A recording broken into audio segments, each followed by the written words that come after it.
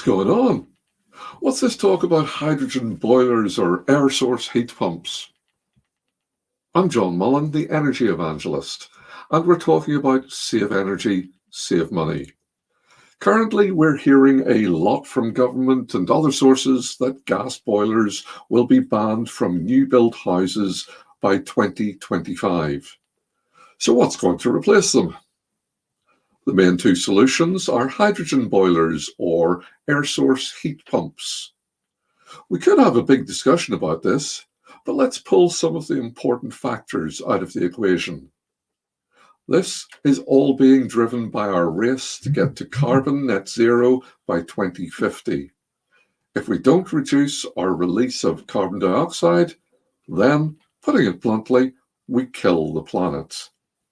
So, option number one, hydrogen. This may seem like the easiest solution, as we can just replace our combi boilers with a hydrogen boiler. However, there are lots of issues to transition from gas to hydrogen because we can't just turn off one and switch on the new supply. There will be significant costs to the suppliers because the network will have to change, and the big question is how to manage this change. However, industry experts believe this will not be installed by many individuals because of cost of installation, cost of the fuel, and complexity. Option number two, air source. Many people are promoting this technology only based on one fact.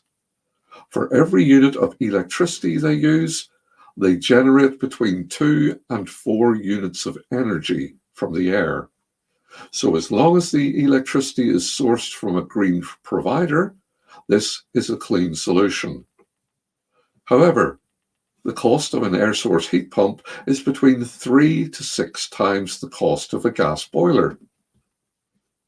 Currently, households can claim back approximately 50% via the renewable heat incentive over a 7-year period.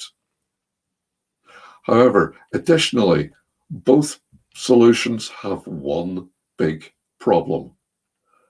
There are not enough installation engineers who currently have any experience and knowledge to fit or install these solutions correctly. This will be one of the biggest problems for the near future. So, both options have decisions to be made as to which is better for you, but this is just really touching on a much bigger answer to a much more complex search for a solution. So, in some ways, we need to talk a lot more about the pros and cons of each of the solutions. But in the long run, these changes will provide a better, cleaner solution for all of us.